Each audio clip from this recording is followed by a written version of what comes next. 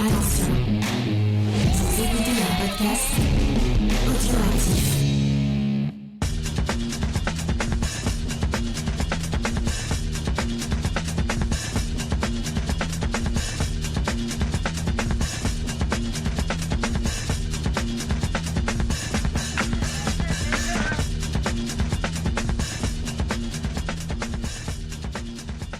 Salut à tous et bienvenue dans le podcast des réfracteurs. Nous voici à nouveau réunis pour parler de cinéma et aujourd'hui on a devant nous un film pas facile parce qu'on va naviguer dans les méandres de son auteur, de David Cronenberg. On évoque aujourd'hui le fantastique Vidéodrome sorti en 1983 et j'ai pour m'accompagner Grey Pigeon. Bonjour mon Grey. Salut Spike, ouais, pas facile, Vidéodrome, plusieurs grilles de lecture, plusieurs moyens d'interpréter le film, mais en tout cas on sera d'accord pour une chose, c'est pour dire que dans ce film on retrouve la sublime Debbie Harry et c'était un régal pour les yeux. Eh oui, elle n'a pas sa teinture blonde habituelle, mais elle est toujours aussi magnifique, il faut bien le dire. On y retrouvera aussi James Wood et Sonia Smith, et tu connais la petite mention obligatoire, on dit comment on a obtenu le film, et cette fois-ci, on l'a obtenu grâce à Elephant Film, qui nous l'a fait parvenir et qui ressort le film en steelbook avec toute une pelletée de bonus vraiment intéressants dont je vous donnerai le détail à la fin, donc on les remercie. Merci Elephant. Et puis alors là, tu m'as vraiment tendu une perche pas facile parce que je vais devoir me livrer à l'exercice du résumé. Ouais, alors le résumé c'est peut-être pas ce qu'il y a de plus difficile, le film est assez linéaire dans son histoire, c'est plutôt les thématiques qui sont compliquées. Mais vas-y, je te laisse faire. Eh ben, je vais d'abord commencer par une citation qui n'a rien à voir avec David Cronenberg.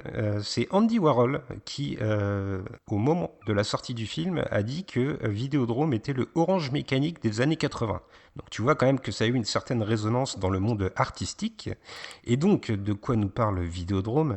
Eh bien, Vidéodrome, c'est l'histoire de Max Renn. C'est un dirigeant d'une chaîne de télévision, mais pas une chaîne conventionnelle. C'est une chaîne réservée aux adultes, dira-t-on, qui diffuse même des programmes carrément pornographiques, et qui est en quête de nouveaux programmes, justement, à diffuser à l'antenne et qui ferait un bon score d'audience.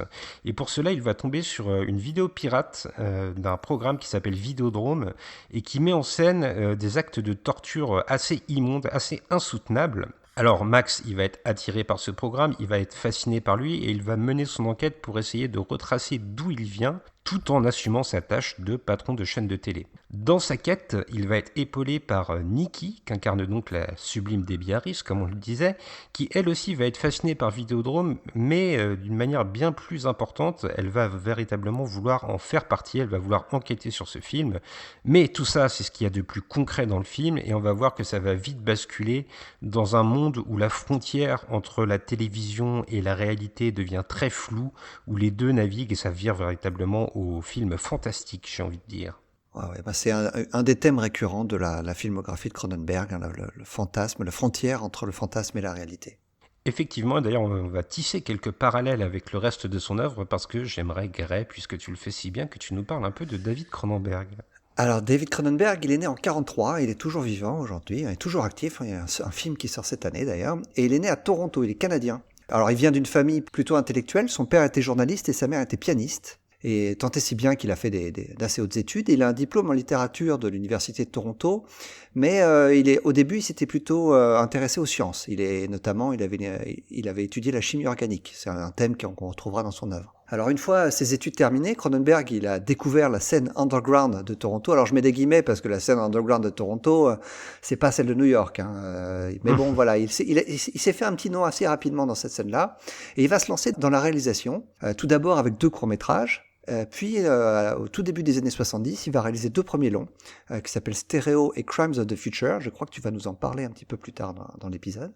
Effectivement, je peux même le dire tout de suite, si tu me permets. Les 4 films, les 2 courts-métrages et les 2 longs moyens-métrages que sont Stereo et Crime of the Future sont disponibles dans l'édition d'Elephant dans un disque additionnel, ce qui est une belle surprise pour les fans. Ah, sacré bonus. Eh ben, figure-toi que ces films, à l'époque, ils étaient financés par des sociétés de production de films pornographiques. Donc, comme quoi c'est un thème récurrent parce qu'on va y revenir dans Vidéodrome.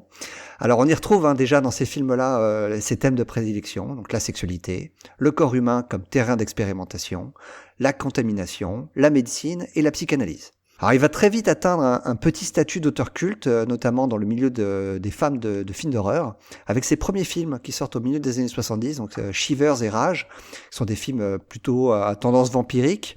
C'est surtout avec Chromosome 3 en 79, c'est un film qui est presque autobiographique, mais qui mêle aussi horreur et science-fiction. Alors, donc je l'ai dit, il obtient un petit statut d'auteur culte, mais les critiques, elles sont pas vraiment tendres à son encontre. Il est même taxé de pornographe de l'horreur. Alors lui, ça l'amuse un peu, mais on va voir que ça va pas l'amuser si longtemps parce qu'il va vouloir se détacher de cette image-là. Hein. Mais le vrai succès, il arrive en 81 avec Scanners. C'est un film de télépathes qui se font exploser les têtes.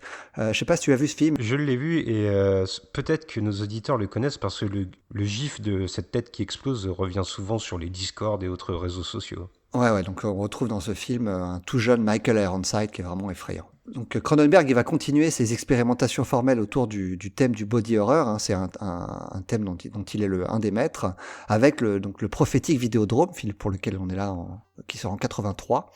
Et il va reconnaître vraiment une renommée internationale avec les 2 films qu'il fera juste après, c'est Dead Zone et surtout La Mouche en 86. Suite à ces 2 succès, sa carrière va prendre un tournant dans les années 90 parce qu'il va abandonner le cinéma d'horreur et il va devenir un auteur adulé par la critique qui est plus traditionnel, avec des films comme Faux Semblant, Le Festin nu ou Crash. Et les années 2000 vont le voir s'intéresser à des films plus introspectifs comme Spider ou des polars vraiment réussis comme A History of Violence ou Eastern Promises. Alors ces derniers films, A Dangerous Method sur la naissance de la psychanalyse, Cosmopolis qui était une satire sur le ridicule du capitalisme, ou Map to the Stars, c'est des films toujours intéressants. Par contre, il va perdre un petit peu de sa superbe au niveau de la rencontre avec le public et aussi de la critique. Et ces films sont de plus en plus confidentiels. Alors un film que j'ai fait exprès de ne pas mentionner, c'est Existence, qui est sorti en 99. Donc vous aviez consacré un épisode avec Faye, si je me trompe pas, Spike. J'ai fait exprès de le garder pour la fin parce qu'il présente beaucoup de similarités thématiques avec Vidéodrome. C'est un petit peu un copier-coller de Vidéodrome, mais beaucoup plus facile d'accès. Hein, et avec aussi également, on y reviendra, une fin beaucoup moins nihiliste que celle de Vidéodrome. Alors l'auteur est installé, le réalisateur, mais il y a un casting assez prestigieux autour de lui pour ce film, et il y a notamment James Wood. Alors c'est quelqu'un qui a connu des déboires ces dernières années, on ne cautionne évidemment pas toutes ses actions, mais est-ce que tu peux nous parler un petit peu de sa carrière avant ses frasques ? En fait, tu dis qu'il a un casting prestigieux, pas tant que ça, parce que James Wood, c'est pas encore une star en 83. Il a eu un petit succès sur le tard. Alors déjà, il est né en 47 et il a abandonné assez jeune, pendant qu'il était étudiant, une probable carrière de pilote de chasse pour devenir acteur. Acteur, c'est sa passion. Et il lâche tout pour le monde du théâtre, où il va devenir une figure importante de la scène new-yorkaise, ce qui va lui permettre de se faire remarquer et de décrocher un rôle à la fin des années 70 aux côtés de Meryl Streep dans la mini-série à prestige Holocaust. Cette mini-série va lui valoir d'être remarqué par Hollywood alors qu'il a déjà passé les 30 ans. Après plusieurs seconds rôles, il faudra attendre 1979, une superbe année, hein, pour que sa carrière démarre vraiment au cinéma avec Tueur de flics, qui lui vaut une nomination aux Golden Globes et d'être opéré donc par le tout Hollywood. Et c'est à partir de 83 vraiment où sa carrière va, en tant qu'acteur de premier plan, va décoller grâce à Vidéodrome. Et il va enchaîner avec Once Upon a Time in America de Sergio Leone et Salvador d'Oliver Stone, qui va faire de lui vraiment une star. Donc je vais pas vraiment m'attarder sur la carrière de James Woods, tu en as parlé, c'est pas quelqu'un que j'apprécie énormément. Je vais juste mentionner son plus grand film à ce jour, selon moi. c'est peut-être pas son meilleur film, mais c'est le film dans lequel je le préfère, c'est Vampire de John Carpenter. On va pas en dire plus sur James Woods. Sinon qu'il est très bien dans Vidéodrome, hein, il tient bien son rôle. Oui, il joue très bien, et puis il y a quelqu'un, par contre, qui est déjà très connu à l'époque et dont on est fou amoureux, toi et moi, je crois, c'est la somptueuse Debbie Harry. Oui, alors Debbie Harry, donc si ça ne vous dit rien, chers auditeurs, c'est la chanteuse du groupe Blondie. Un culte. Ouais, du groupe culte Blondie, donc qui a connu un succès international énorme à la fin des années 70 avec des tubes comme Heart of Glass ou Call Me. Call Me. Au-delà de son groupe, c'était une véritable égérie du New York de cette époque-là. Elle était vraiment vénérée par toute la scène punk new-yorkaise de l'époque. Mais pas seulement la scène punk, toute la scène aussi arty. On parlait de la scène de Toronto tout à l'heure, mais bon, à New York c'était autre chose. Et tant et si bien que les gens de cinéma de New York vont vouloir la faire tourner, parce que, faut le dire, sa plastique est absolument superbe.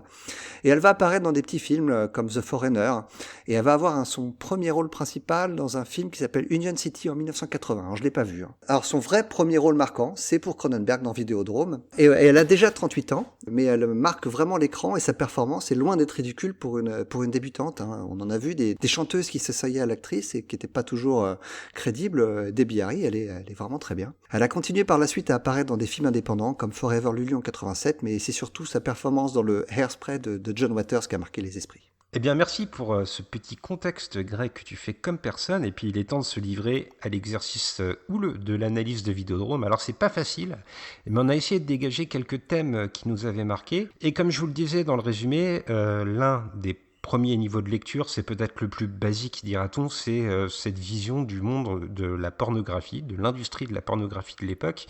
J'ai trouvé le choix d'inscrire le héros, donc Max, comme on l'a dit, dans le monde du porno. Pour moi, ça revêt une signification purement symbolique. Finalement, le film, il ne parlera pas explicitement de la pornographie, mais plutôt du fait que l'écran de télévision est le miroir du désir des spectateurs, du fantasme, et voire des pires fantasmes.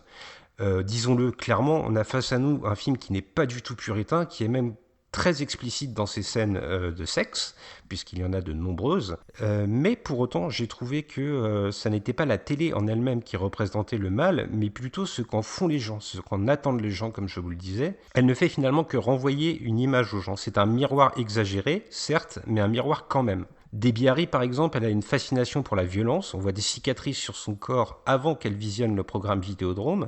Et le programme ne fait que pousser ses désirs au maximum. D'ailleurs, au moment où James Wood est interviewé sur un plateau de télé, c'est une des premières séquences du film, il décrit sa chaîne comme quelque chose de nécessaire, quelque chose qui répond aux attentes des hommes et des femmes. Plus fort encore, Debbie Harry dira que le programme Vidéodrome, c'est un programme qu'elle attendait ouvertement. Et là, il y a peut-être quelque chose à souligner. C'est le nom de la chaîne de télé pornographique de Max qui s'appelle Civic. Et c'est un nom assez intéressant parce que le fait d'utiliser ce mot Civic, on a l'impression que c'est une espèce de programme nécessaire qui répond aux besoins de la population, un peu comme un service public finalement. Le personnage, il donne aux gens ce qu'ils attendent sans être altruiste, pas tout à fait en tout cas. Il se dédouane de toute responsabilité éthique. Et ce nom d'ailleurs, il n'est pas innocent parce que figure-toi que Civic TV, c'était le nom d'une chaîne de télévision de Toronto qui justement était une chaîne qui passait plutôt des films érotiques, dira-t-on, mais qui avait une programmation quand même assez osée. Et David Cronenberg y fera une référence directe puisque l'un des décisionnaires de la chaîne de Max s'appelle Moses. Et c'est une référence au fondateur de cette chaîne de Toronto, Moses Znyamer de son nom. Désolé si je l'écorche. On l'a pas dit d'ailleurs, mais le film est tourné à Toronto. Comme d'ailleurs beaucoup de films de Cronenberg sont tournés au Canada, mais celui-ci est tourné chez lui directement. Je trouve aussi que le fait de choisir le monde du porno, c'est pas innocent parce que c'est un moyen pour Cronenberg de parler du monde de la VHS, qui commence à émerger vraiment au début des années 80 et qui a explosé en partie grâce au porno. Le porno, c'était un produit qu'on allait consommer au cinéma dans les années 70 aux États-Unis, en France aussi d'ailleurs, jusqu'au moment où le fait de pouvoir regarder les films à la maison et donc dans le confort de son salon a rendu ce genre vraiment très populaire grâce à la VHS. Alors sinon, je suis pas vraiment peut-être entièrement d'accord avec ce que tu as dit avant. Pour moi, le personnage de James Wood, il s'ennuie un peu avec ses programmes, les programmes de Civic, et il cherche à aller un peu plus loin. La pourvoyeuse de programmes habituelle qui lui donne ses films, c'est une femme assez âgée, et elle est remplacée assez vite dans son imaginaire par Debbie Harry qui est plus jeune, qui est plus attrayante. Vidéodrome, en quelque sorte, c'est une bénédiction pour lui. Il représente les éternels insatisfaits que nous sommes, qui cherchons à aller toujours de plus en plus loin, assoiffés de contenu de plus en plus dur. Et quand je dis nous, je parle du spectateur. À partir du moment où les fantasmes prennent le dessus sur le réel, c'est bien la plus âgée des deux qui finit morte dans son lit, c'est pas Debbie Harry. Vidéodrome, c'est un film un peu bizarre, parce que c'est un film d'horreur où il n'y a pas de méchant. Le vrai méchant du film, c'est nous, c'est le spectateur. Vidéodrome ne naît que par le besoin du pornographe, donc le personnage de James Wood.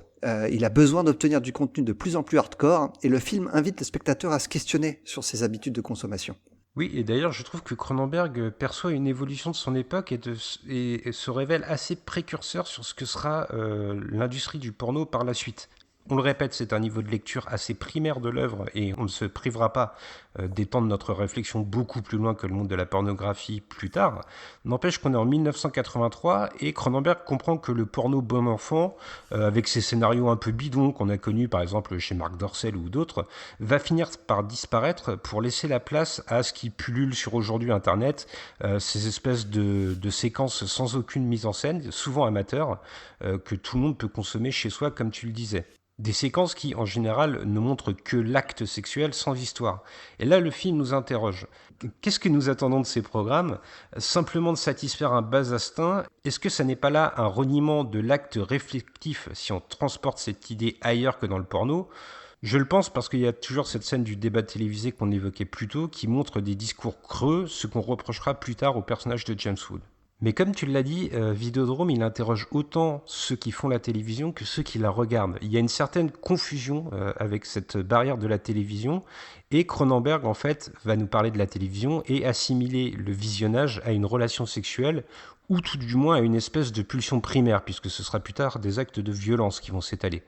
Pour lui, le spectateur face à un écran, il n'est pas passif. Il est impliqué dans le programme, ce que le film montrera explicitement au moment de briser la barrière et où des protagonistes ou des objets vont surgir de l'écran pour se matérialiser dans le monde réel de Max, le public finalement il est tout aussi coupable de ce qui se passe à l'écran que ceux qui le programment. C'est très juste et tu reviens sur ce que je disais tout à l'heure sur le fait que le Vidéodrome, en tout cas dans un premier niveau de lecture, invite le spectateur à se questionner sur ses habitudes de consommation. Alors voilà, on a évacué le côté un peu osé de l'œuvre et je te propose maintenant de plonger un peu plus profondément parce que comme on l'a dit, finalement le porno c'est presque un prétexte dans le film, quelque chose qui va exagérer la réflexion pour la pousser à son paroxysme. Et il y a une vraie réflexion sur ce qu'est le monde de la télévision à l'époque et sur ce qu'elle deviendra même, puisque comme on l'a dit, le film a plus d'un titre et précurseur. Pour moi, il y a quelque chose qui est significatif, c'est la première scène. Dès l'entame, la frontière entre l'écran et la réalité, elle va être brisée parce qu'il va y avoir une véritable mise en abîme. Cronenberg, il va filmer une télévision, et dans cette télévision, il y a un personnage qui s'adresse à nous, une femme qui parle face caméra au public et qui l'interpelle. Et cette femme, elle va même se décrire comme une enchanteresse, c'est le mot qu'elle utilise. Le spectateur, il est immédiatement privé de repère parce que le film l'interpelle. Il est dans la peau de Max, dans la peau du personnage, mais il ne le comprend pas tout de suite. Tout le propos du film, pour moi, il est là, selon moi, c'est comme une note d'intention, et le reste ne sera qu'une démonstration. Le film commence par interpeller le spectateur directement. C'est peut-être le moment, mon cher Spike, où il faut prévenir nos auditeurs. Si vous n'avez pas vu Vidéodrome, allez regarder le film et revenez nous écouter, parce qu'on va commencer à spoiler l'intrigue du film. Alors je suis tout à fait d'accord avec ce que tu as dit, Spike, et je voudrais même rajouter quelque chose. Il n'est pas impossible, selon moi, que Vidéodrome soit imaginé comme une boucle. Le film commence avec un réveil télévisuel. Elle est assez étonnante, la scène du début. Et elle se termine par un suicide télévisuel, avec à chaque fois la voix d'une femme qui lui intime quoi faire. James Wood se laisse porter par ses voix féminines et n'est que le spectateur de sa propre existence. Autre chose qui m'a interpellé, c'est un personnage secondaire, c'est le personnage du technicien qui pirate en fait le faisceau qui capte le programme Vidéodrome, puisque c'est un programme pirate à la base. Et ce technicien, j'ai eu l'impression qu'il représentait la télévision dans ce qu'elle a de plus technologique. Finalement, ce personnage, il n'a pas de morale, il ne regarde pas ce qu'il diffuse, il n'est qu'un vecteur de transmission. Et j'ai l'impression que par là, Cronenberg, il essaye de nous expliquer que ça n'est pas la télévision en elle-même qui est coupable, même si le film invite par la suite à s'en affranchir, voire à la démolir pour reconstruire.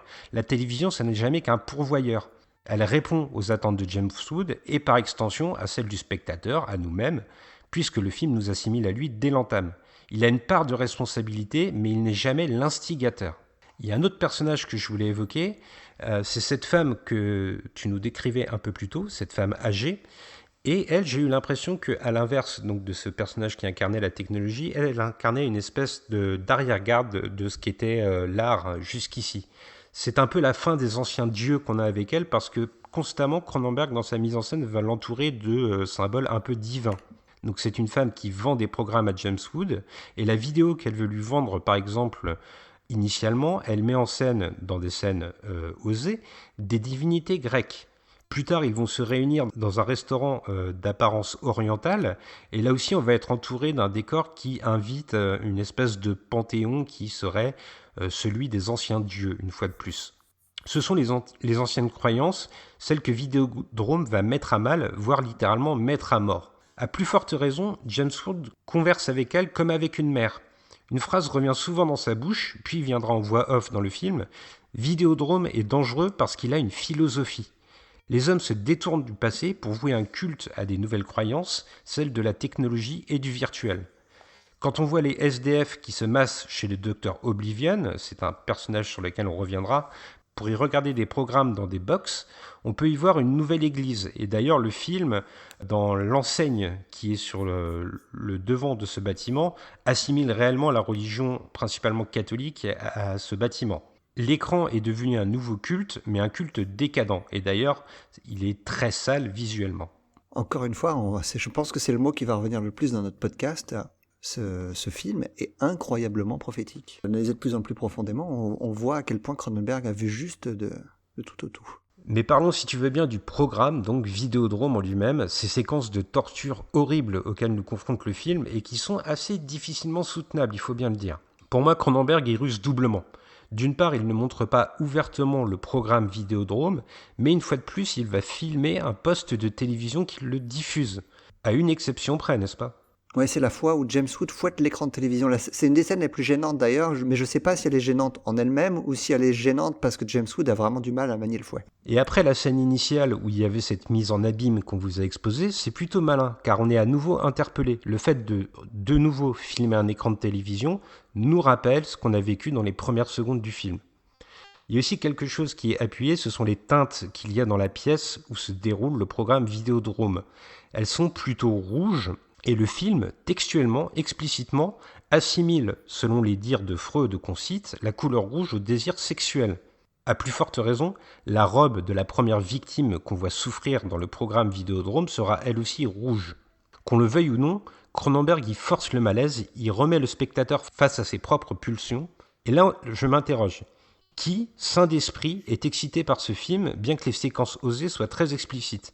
La confusion est telle entre violence et sexe que ça semble improbable. La première séquence d'amour qu'il y a entre le personnage de Debbie Harry et celui de James Wood, elle commence de manière assez classique de ce point de vue, et elle dérape vers un sadomasochisme que Debbie Harry appelle de ses vœux. Et James Wood, et par procuration, nous, le spectateur, on a du mal à l'accepter. Effectivement, on sent avant tout le mal en fait dans le film. Il y a quand même une autre fois, on avait dit qu'il n'y en avait qu'une, mais en fait il y en a deux. Il y a une fois où le décor Vidéodrome sera filmé ouvertement également, mais cette fois c'est une séquence onirique, une séquence un peu rêvée, donc c'est pour ça qu'on ne l'avait pas incorporé auparavant. C'est au moment où Debbie Harry et Max accomplissent un acte sexuel et où Max va s'imaginer dans ce décor de Vidéodrome. En fait, ce qu'il faut savoir, et c'est le cas dans presque toute la filmographie de David Cronenberg, c'est qu'il utilise le sexe comme un outil de perversion dans ce film-là pour le personnage de James Woods ou celui de Debbie Harry d'ailleurs, car il sait très bien que le sexe est le tabou des sociétés occidentales, bien plus que ne l'est la violence. Et intéressé comme il est par le corps et la psychologie, Vidéodrome, c'est l'aboutissement logique de sa réflexion d'auteur. Sa réflexion d'auteur, elle va encore plus loin, et une fois de plus, on va utiliser le mot qui colle le plus à Vidéodrome, c'est le mot précurseur. J'ai l'impression que Vidéodrome nous dit quelque chose bien avant son temps sur ce qu'est l'identité virtuelle aujourd'hui. Il y a donc ce personnage qu'on a évoqué plus tôt, le docteur Oblivion. Donc c'est un professeur qui théorise sur ce qu'est la télévision. Et ce qui est intéressant, c'est déjà son nom, Oblivion, qui veut dire oubli en anglais, on y reviendra. Mais il y a deux choses marquantes. D'une part, il s'exprime lui aussi à travers un écran de télévision. Donc on a une nouvelle fois une télé dans la télé. Mais il dit aussi explicitement que son nom est faux, que c'est un pseudonyme et qu'il a choisi de ne plus se faire appeler par son nom de baptême. J'ai l'impression que Cronenberg essaye de souligner un abandon de l'identité dont on hérite pour aller vers celle qu'on se forge. Et d'ailleurs, le film est explicite. Petit spoiler, le professeur Oblivion qui intervient sur les plateaux de télé est en fait déjà mort au moment où se passe l'intrigue. Ce sont des cassettes de lui que l'on passe. Il n'y a plus d'identité concrète qui existe, il ne reste plus que les souvenirs virtuels qu'il a laissés. Et est-ce qu'on peut donner tort à Cronenberg ? J'ai envie de dire qu'au moment où vous écoutez un podcast qui est animé par quelqu'un qui s'appelle Gré Pigeon et une autre personne qui se fait appeler Spike, est-ce qu'on n'est pas totalement là-dedans ? La télé, c'est un nouveau monde, un territoire où on se crée, et le film casse la barrière. D'ailleurs, il parle régulièrement dans VO de New Flesh, de nouvelle chair. La technologie, elle crée des êtres nouveaux. Êtes-vous les mêmes en réalité que sur Internet ? là où les pulsions sont exacerbées et où tout est poussé à son extrême, jusque dans les commentaires sur des sites quelconques, si on veut faire un parallèle avec notre monde actuel.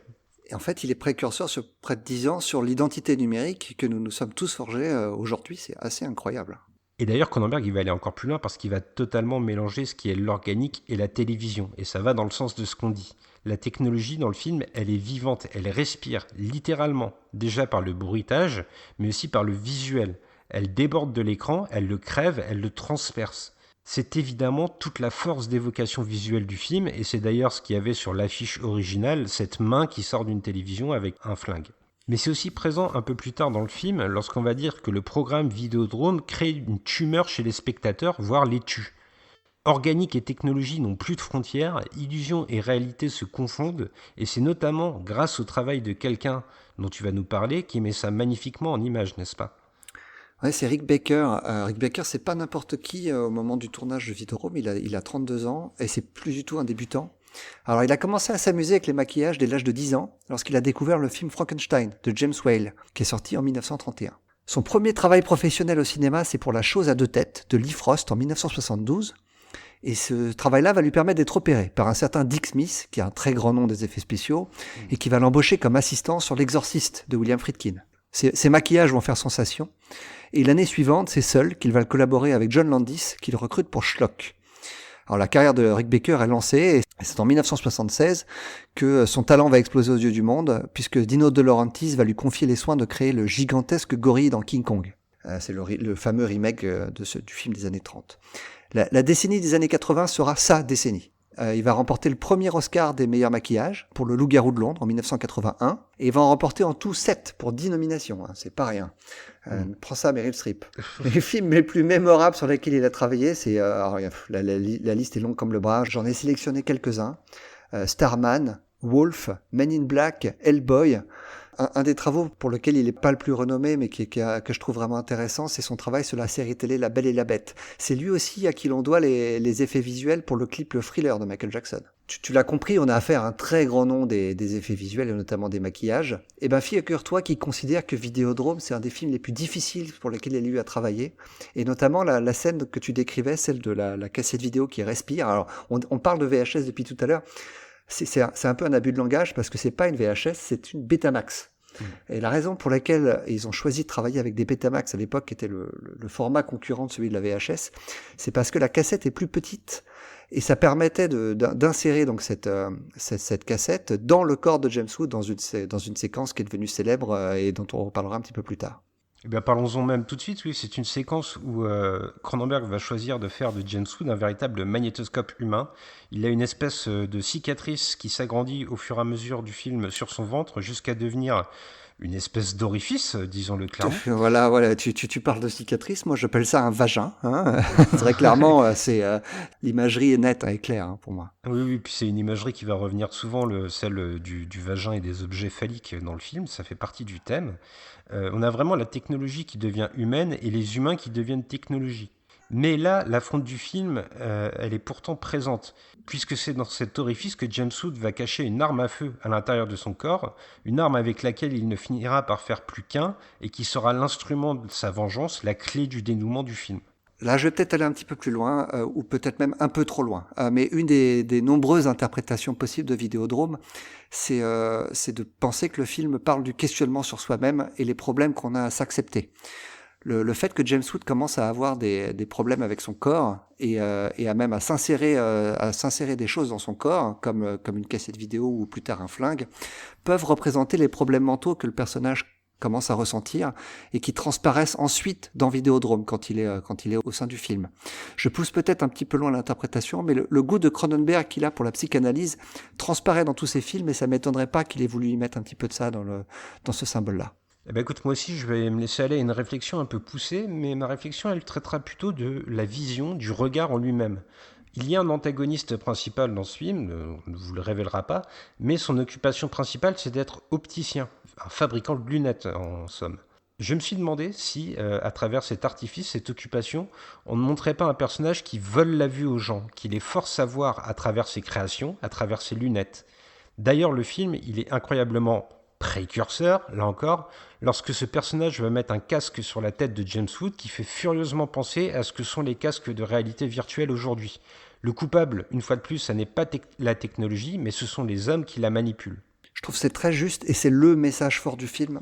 Cronenberg d'ailleurs très clairement associe le risque d'une mauvaise utilisation de la technologie au cancer qui est cité explicitement à plusieurs reprises.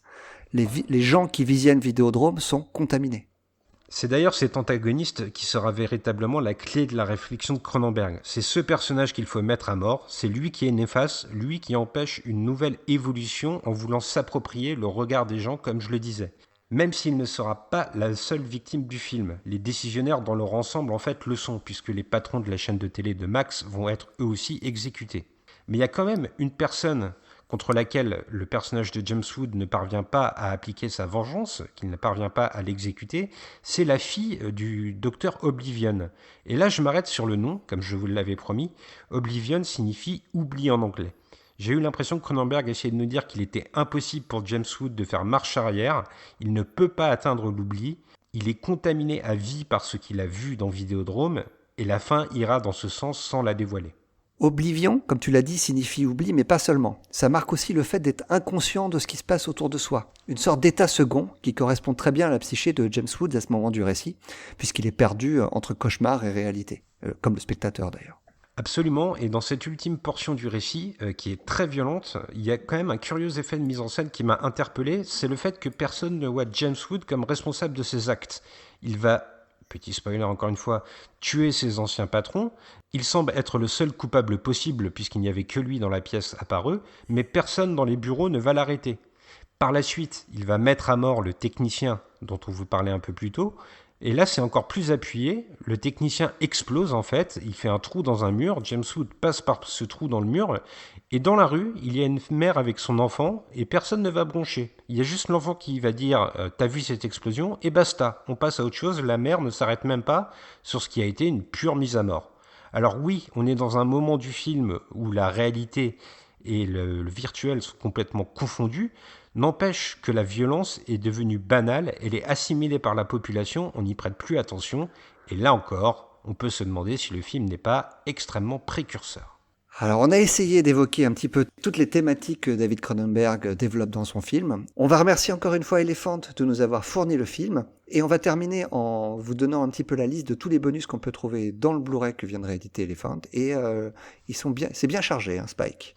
Ah ouais, là véritablement, si vous me passez l'expression, ils se foutent pas de votre gueule puisque déjà le film est dans un coffret steelbook, ça fait toujours très bien sur les étagères, mais ce qui est encore plus intéressant c'est ce qu'il y a dans la boîte, puisque le film est entièrement restauré, ça a été un vrai plaisir de le redécouvrir dans cette version, qui est en plus la version non censurée.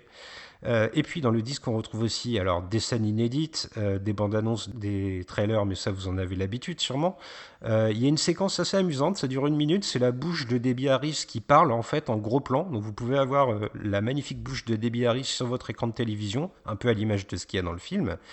Et puis, au plus analytique, il y a un entretien avec un directeur de la photographie, Karim Hussein. Il y a une analyse du film par Serge Grunberg et Stéphane de Menildo. Et il y a aussi un petit making-of d'époque tout à fait intéressant. Et puis, comme je le disais, il y a ce deuxième disque très très intéressant où on retrouve les premiers courts-métrages de Cronenberg ainsi que ces 2 moyens/longs-métrages, il dure à peu près 1 heure, que sont Stéréo et Crime of the Future. Avant de se quitter, il est l'heure de décerner notre petite note habituelle au film. Alors Greg, quelle est la tienne ? Alors je suis un très grand fan de Cronenberg. Bon déjà, mettons les choses au clair. Il est évident que je ne peux pas mettre 10 sur 10 puisque cette note est réservée à Barry Lyndon de Stanley Kubrick. Mais je considère Vidéodrome comme un film vraiment intéressant dans la filmographie de Cronenberg. Pas mon préféré, mais néanmoins, en le revoyant aujourd'hui, je le trouve vraiment passionnant. Je lui mets la note de 8 sur 10. Même note pour moi, avec un coup de cœur, parce que c'est un film... Alors ça va être bizarre ce que je vais dire, mais c'est un film qui me dérange, mais j'aime qu'il me dérange en fait. C'est Il ça, me bouscule dans mon rapport à la technologie, et c'est ce qui vibre en moi à chaque fois que je le vois, pas que à la technologie, hein, aussi aux médias et la société en général. C'est un film qui met mal à l'aise, mais qui le fait avec un vrai but. Il n'est pas là pour vous caresser dans le sens du poil, il est là pour vous faire évoluer comme évoluent les personnages du film, en espérant que l'issue de votre vie personnelle soit plus heureuse que celle de Max, bien sûr. Alors, on va se quitter avec des bisous. Comme souvent, c'est moi qui choisis avec quel type de bisous on se quitte. Et j'ai choisi une scène un petit peu malsaine du film pour décrire nos bisous. Je vais choisir des bisous en brûlure de cigarette. Ah, eh ben écoute, bisous en brûlure de cigarette à tous. Merci de nous avoir écoutés. À très bientôt. Salut!